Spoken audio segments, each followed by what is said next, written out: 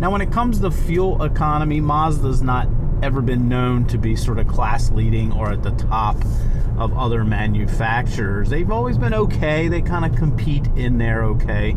However, with the CX-90 that they brought out just now in 2024, this 2024 model, Mazda has upped their fuel economy game, making this big honkin' 3-row crossover actually pretty competitive and class leading in a lot of ways. Now, all 3 rows kind of stink at fuel mileage, except maybe Toyota's with their Highlander and their hybrid system. That's always been really, really good. But Mazda's giving you good fuel economy and some driving fun at the same time. So today on Beyond the Test Drive, we're going to take this out on our 111 mile highway test loop. And we're just going to see how it does. If you are a returning subscriber checking us out today, a hearty thank you. We really do appreciate that. Now, we've been living with the CX-90 for the past week, and we've been very, very pleased with the fuel economy numbers that we have been seeing. We've had this out on the highway. We've had this just running errands, and it definitely meets or even exceeds the EPA, at least just in sort of observations. But today we're actually going to do that test. We have a whole series of videos about this CX-90. I'll put some links up there. I'll put a playlist up there. I'll put the full review link up there. But this has been a fascinating vehicle to hang out with, mainly because it's a clean sheet design. How often do you get to hang out in a car where the car company has designed it from the ground up to be all new? We have a lot going on here with this 6-cylinder inline 6. We got a brand new engine, we got a brand new transmission, we got a 48-volt hybrid, and Mazda has gone to a rear drive architecture. So that's why this has been a fascinating car to live with. All right, let's get it over to the gas station and get it out on the highway. Now, we just topped off at the gas station. We're working our way over to the highway. On this little road here, you can do highway speed, so it's a pretty good little realistic thing. Gas stations aren't always off the highway.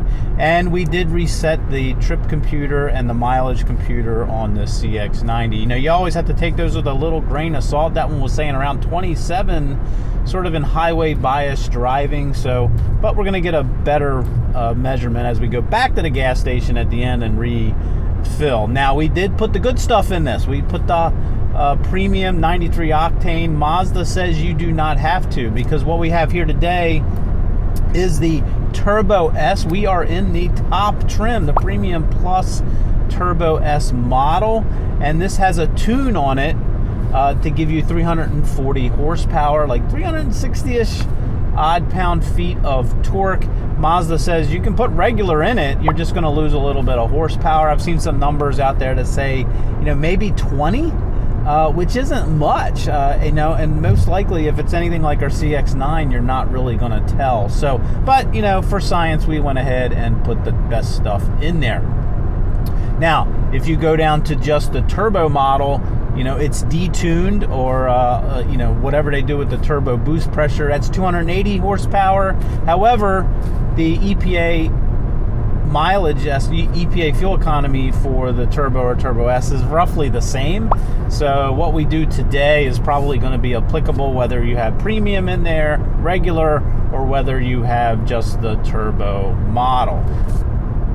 Now, before we hop on the highway down here, we do have the binaurals going today. So if you want to put on your headphones and kind of get a sense for how this sounds out on the highway, accelerating up on this ramp here, and we will put the stereo on at about the halfway mark. So get your headphones on if you're curious, but we're going to go ahead and just do a normal acceleration up to the highway here. Okay, maybe not so normal. I did kind of push that a little bit. I really like the way this straight six sounds. I don't think there's any artificial sound being pumped in here, so it's got that straight six sound. Not BMW-like, but put close, and one of the better sounding six cylinders that you can buy in the mainstream. And we're also doing an independent check of that speed, 72, 71. So I'm going to say this is actually pretty accurate so far. We will be going up and down some hills as we go along here. So as a turnaround mark, we'll put some music on. We'll start talking about how this car actually is to travel in. Okay, we have turned around after about 55 miles. Pretty uneventful trip out. Averaged about 69 miles per hour, so actually pretty good. And the trip computer at the turnaround right now is saying 30.5 miles per gallon. Again, taking that with a little grain of salt. Okay, let's just talk about highway comfort and performance. This top trim, seats are really, really good. You know, we spent about 5 or 6 hours in this car one day, and the backs of the seats are great. The bottoms are a little bit hard, but I never got fidgety. I was always pretty comfortable in these all day long. So probably right up there as far as seat comfort, at least, you know, for me personally. Now, Mazda has slowly improved their adaptive cruise control. This works pretty well. You have 4 settings for following distance, really smooth and natural. There's still no lane changing feature where if you want to go around somebody slower, it'll still wait till it sees there's nothing in front of you before it accelerates back up. And it's fairly aggressive, but improved. It's definitely better than in our Mazda 3. The other thing Mazda has added, at least to this top trim, is you do have active lane keep assist, which will steer you down the middle of the road. I have it enabled right now. You get these 2 green lines on your heads-up display and in your digital display here that shows that it can see the road and it's active. And even in this rain right now, let's see, this is kind of a tricky situation here. Yep, pretty good. It's not the best as far as it'll sometimes hug the side, and then right now it's telling me to grab the wheel. But pretty useful, because what I like about it is you can leave it enabled and it's very natural feeling. You don't feel the wheel tugging at you. You can just leave your hands here. Again, I'll go ahead and let it do its thing around this turn. It's kind of hugging the left side a little bit, but very natural. You just don't feel, you know, some systems like Toyota, and I know Kia and Hyundai, you just don't want to leave it enabled because it's always tugging at your hands.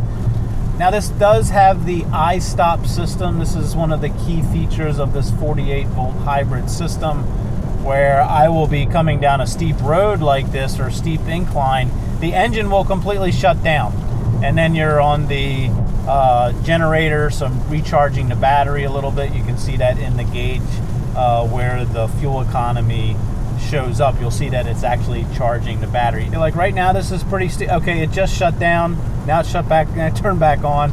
So it's really weird, but it does shut down when you're coasting most of the time, I've noticed. All right, so very comfortable cruiser, pretty quiet. You listen to the Bose system in here. It's a great traveling car. But let's go ahead and play some music for the next 30 or 40 seconds, and then we'll get back to the gas station.